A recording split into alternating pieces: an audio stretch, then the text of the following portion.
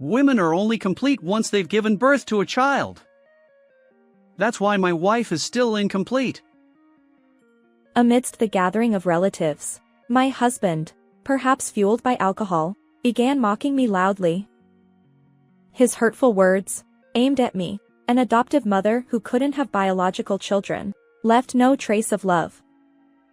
And it wasn't just me, my husband even sought to make our son unhappy. I can no longer tolerate this man's reckless behavior. I decided to reveal a hidden truth, a trump card, to bring him to justice. My name is Charlotte.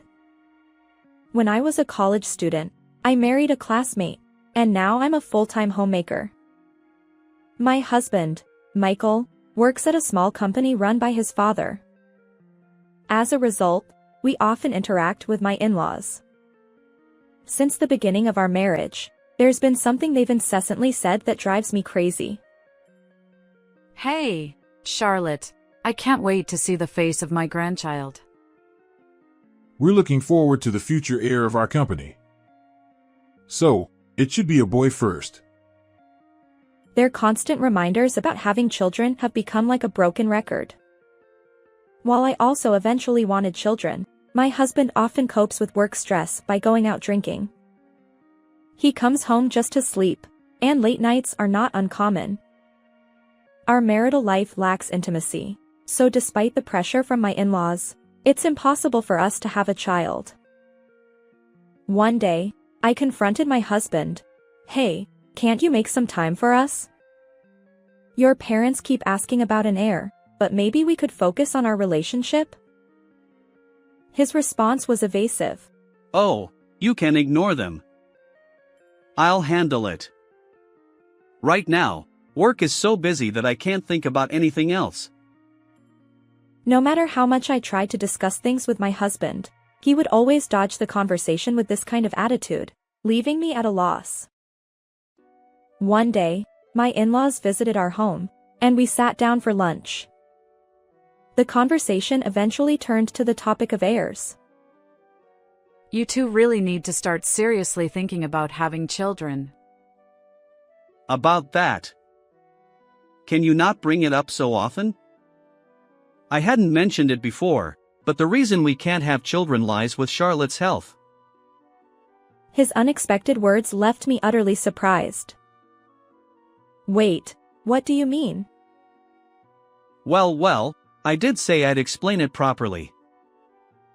Despite the fact that our inability to conceive was due to my husband's frequent absences from home, he shamelessly lied to my in-laws, placing the blame on me. I couldn't believe he would do that. I see. It would have been better if you'd told us sooner. Emotions aside, the conversation continued. However, with this response, there might be no more rushing about having children in the future, even if it's just a pretense on my husband's part. Although I was indignant about it, I chose to remain silent and not argue. However, an heir is still necessary. What if you consider adopting? An unexpected proposal came from my father-in-law. Honestly, I've considered adopting a child. Despite expressing a desire for us to try for a baby, my husband always avoids the necessary tests and other inconveniences. I felt that as long as he didn't change his lifestyle, we wouldn't be able to have children. Even though the company is small, Michael is the heir apparent. So, having a child to continue the legacy seems important. With that in mind, the suggestion of adopting a child didn't seem like such a bad idea after all. But beyond that, I personally longed for children, even if they weren't biologically related to me. I've always loved kids and dreamed of showering my own child with affection someday. Encouraged by my in-laws, my husband became more open to the idea. Eventually, we decided to adopt a child from a foster care facility. Mom, I'm hungry. What's today's snack? All right, I've got it ready. Wash your hands and come over. Yes. The energetic boy who returned home from elementary school was Liam, the child we adopted. He quickly settled into our family, and now we live together like true parents and a child. While my relationship with Michael remained distant, being able to pour my love into Liam made me truly happy. Liam continued to grow without any issues, becoming a fine young man with an unwavering character. When Liam reached high school age, my mother-in-law fell ill, and we found ourselves providing care for her at home. Liam, my son, stepped up. I'll help as much as I can because I'm worried about Grandma. While relying on caregiving facilities, I continued to visit my mother-in-law's house to assist her. It was Liam who made that suggestion. You have school, and it's too much for you. I'll take care of Grandma, so focus on your studies. I'll make sure to keep up with my studies and not overdo it. I just thought it might help reduce some of your burden, Mom. Is that not okay? Feeling that Liam wants to help each other as a family, I decided to ask for assistance within the limits that wouldn't interfere with his studies. After school, Liam would head to my mother-in-law's house, actively helping with her care.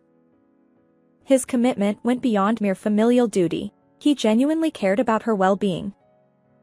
I'd always known him to be kind-hearted, but he tackled even the less glamorous tasks with a smile. My in-laws adored him like a true grandchild. Thanks to our combined efforts, my mother-in-law's physical limitations improved over time. Although she still faces challenges, she can now manage her daily needs independently. Liam expressed his joy. I'm glad Grandma is feeling better. As Liam entered his last year of high school, he opened up about his future plans during a discussion about career paths. It seemed that caring for his grandmother had influenced his decision. When I helped take care of Grandma, I realized something. I want to study welfare in college and assist elderly individuals in their recovery. His words surprised me, but they also reflected his kind-hearted nature. I assured him. Understood. I'll support your dream. When I shared this with my in-laws, they were equally impressed by Liam's determination.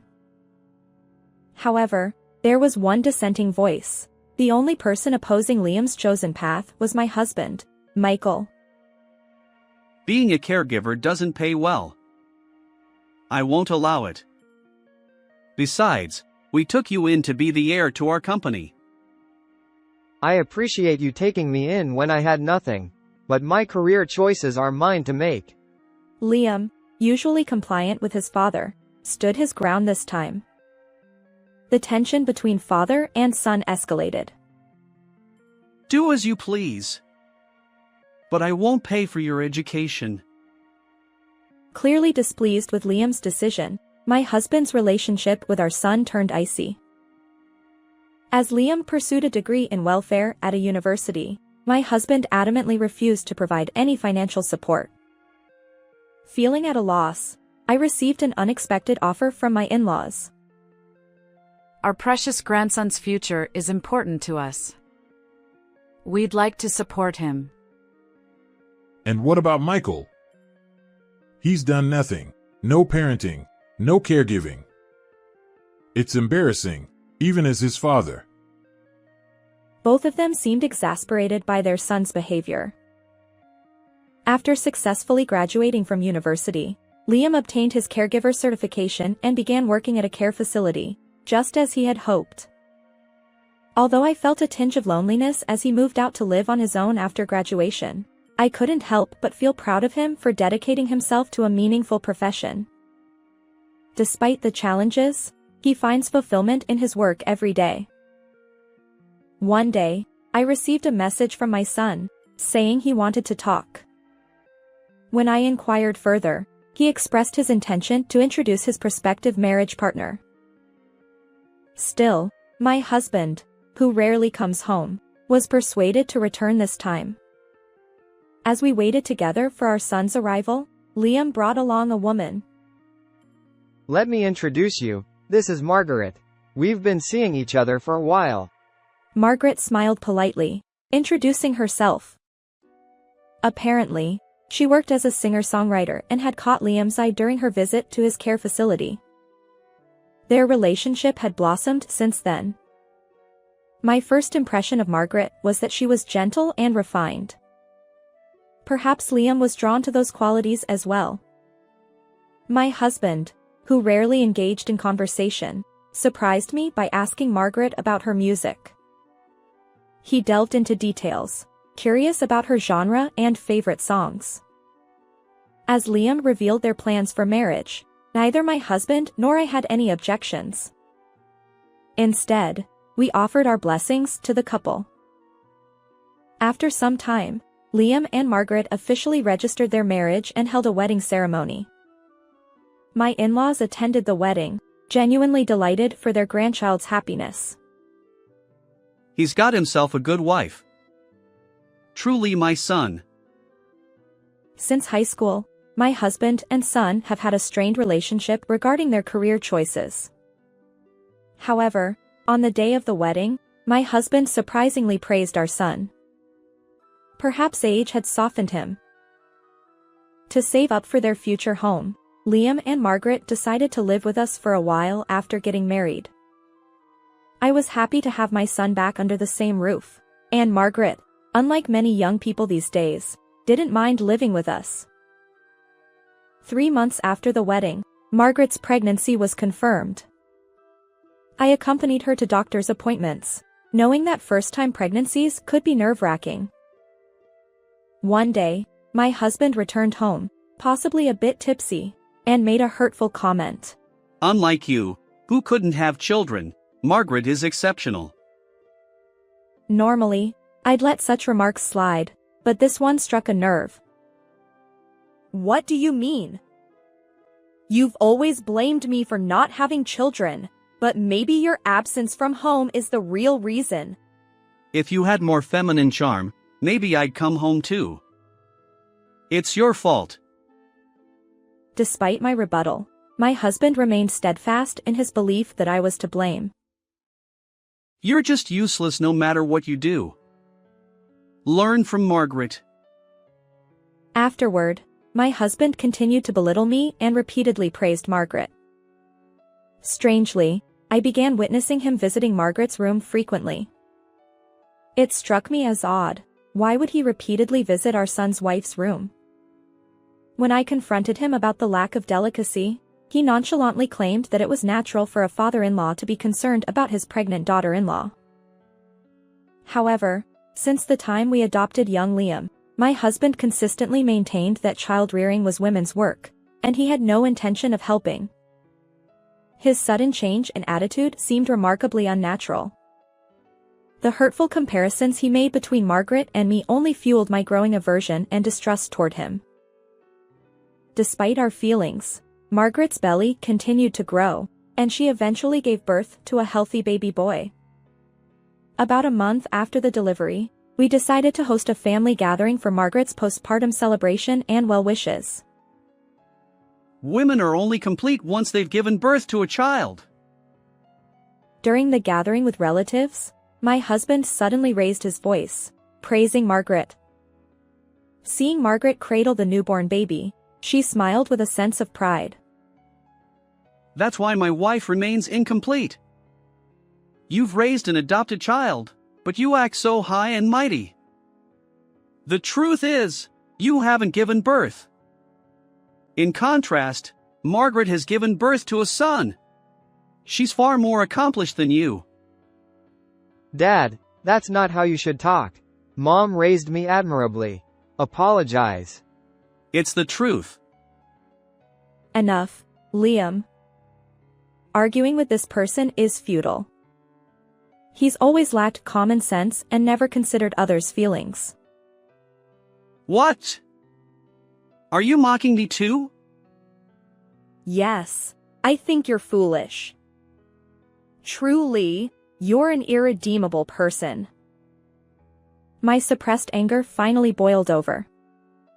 Perhaps angered by my strong retort, my husband hurled insults at me while spitting. If only you were gentle and respectful towards me like Margaret. Just then, our argument was interrupted by the loud cries of the baby Margaret held. Margaret, despite the tense atmosphere, maintained her usual serene smile. but there was something eerie about that expression. Oh dear, the baby's crying. There. Let Daddy hold him. She turned to Liam, who was sitting next to her, ready to hand over the newborn. Just as Liam reached out to take the baby, I steeled myself and addressed everyone present. Wait, the child's dad isn't you, Liam. Margaret, dear, can you confirm? Margaret remained deadpan, not uttering a word. Liam, bewildered, asked. What do you mean, Mom? Exactly what I said. The child's dad isn't you. Liam persisted. But, then whose child is it? I fixed my gaze on the man who had hurled insults at me earlier. Michael, it's yours. My tone was resolute, and my husband suddenly stumbled over his words. What are you talking about? You can't just make up lies like that. It's not a lie. I conducted an investigation.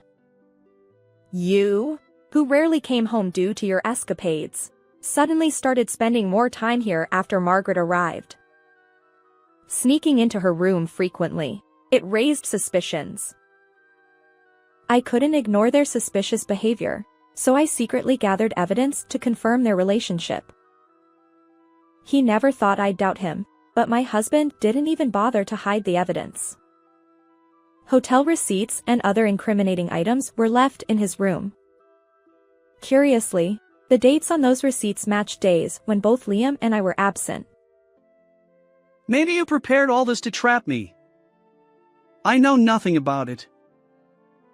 Oh, still trying to play innocent? Your car's navigation history perfectly aligns with the hotel address. There's no escaping this.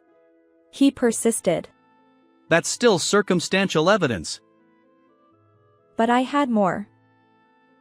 Remember, Margaret, you once said you were going out for tea with a friend. Turns out that was a complete lie. I continued. I checked your social media posts. Look at this photo. It appears you're having tea at a cafe, but in the corner, there's something else. Squinting, I pointed out a wristwatch partially visible in the frame. Now, Michael, you recognize this watch, don't you? The same one you're wearing on your left wrist. Why is it also in this photo? It seems that my husband understood that he couldn't excuse it as just another person wearing the same watch, as his face turned pale at my words. The truth hit him hard. That watch was a custom-made, one-of-a-kind gift I'd given him for his birthday. There was no denying it. Moreover, there's still more evidence. Please listen to this recording. I pulled a recorder from my pocket and pressed play. The voices of my husband and Margaret filled the room. Blood ties matter after all. Having an heir ensures the company's stability. But what if Charlotte or Liam notices? They're clueless. They won't realize our relationship. Trust me, go ahead and have my child. Their conversation turned my stomach. The audio had been captured by a private investigator during their surveillance. Still planning to make excuses? I asked, and my husband fell silent, his face pale. Clearly, he hadn't anticipated my actions going this far. Oh well, we've been caught. Margaret, on the other hand, seemed unfazed. I don't mind that it's been discovered, and I've been hinting at it on social media. But I never thought that Charlotte would notice before Liam did. Really, Liam is so clueless, he doesn't notice anything. Why would you? When we were dating, it was fine, but after marriage, I realized being a caregiver didn't pay well and wasn't glamorous. You were supposed to be the heir, so you should have quietly taken over the company. Liam couldn't hide his bewilderment at Margaret's nonchalant attitude. Michael was the one who approached me. Besides, Charlotte is already a complete old hag, so a younger woman like me is much better. Wait, can't you keep that to yourself? Desperate to stop her, my husband's efforts were futile. Margaret just laughed, knowing everything was already out in the open. She continued. Michael was the first to suggest it.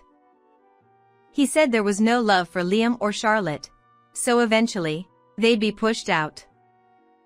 So, I thought, why not bear Michael's child? Even if it's a small company, becoming the president's wife has its perks. And you think that justifies your actions? Charlotte is a housewife, and Liam has no connection to the company. They have no authority to blame me. Besides, Michael will pay alimony, so why don't you both leave? Right. I've already produced an heir, and you're both expendable. Charlotte, we're getting divorced, and I'll remarry Margaret. Realizing he had no more excuses, my husband joined Margaret in demanding a divorce from me, their triumphant expressions evident. But an unexpected figure, who had been silently observing, finally spoke up. Have you all misunderstood something? Who said we'd let those who deceived my precious daughter-in-law and grandson inherit the company? His stern expression conveyed his anger. What are you talking about? My biological child is obviously a better heir than Liam. That's the misunderstanding. Our company is meant to end with my generation. All this talk of heirs and bloodlines. It's just your assumptions. Ending the company? What are you saying? This isn't what we agreed upon. Margaret, who had been smirking, suddenly erupted in hysteria. Did you think I hadn't noticed that you're slacking off at work? Useless? While I wouldn't hesitate to entrust the company to Liam, I won't sacrifice my grandson's dreams just to keep the company afloat. According to my father-in-law, my husband had been taking advantage of his position as the owner's son and not putting in much effort at work. Seeing this attitude, my father-in-law gave up on passing the company down to him and decided to close it during his own tenure. But how heartless to make such a decision without telling me. What are you saying? If you had worked diligently and prioritized your family, we wouldn't be in this situation. It's all your own doing. My husband fell silent, unable to argue further under my father-in-law's stern reprimand. Margaret, too, seemed shocked by the turn of events, standing there in disbelief. Eventually, unable to withstand the cold stares from other relatives, the two of them hastily left the scene. As for my husband, his scheming was exposed, and he ended up losing his job. Of course, I kicked Margaret out of our home along with him, but neither of them ever offered an apology to us. I heard through the grapevine that my ex-husband attempted to find a new job after our divorce. Unfortunately, lacking significant qualifications and work experience, he struggled to secure a full-time position and ended up doing day labor jobs. Their child has been entrusted to Margaret's parents, and it seems that she herself works at night. The relationship between my ex-husband and Margaret has become strained, and it seems like divorce is imminent. Despite our divorce, I've maintained a relationship with my in-laws. They apologized for pressuring me to have an heir in the past. But thanks to that, Liam, a wonderful son, became part of my family. So, it's all okay. I reassured them with a smile, and they tearfully agreed. Liam, though initially affected by the incident, is resilient. I believe he'll eventually find someone he can truly trust. While there's no blood connection between me, my in-laws, and Liam, we consider ourselves a family and will continue supporting each other. How did you find this story? If you enjoyed it, please consider subscribing to our channel. Let's meet again in the next video.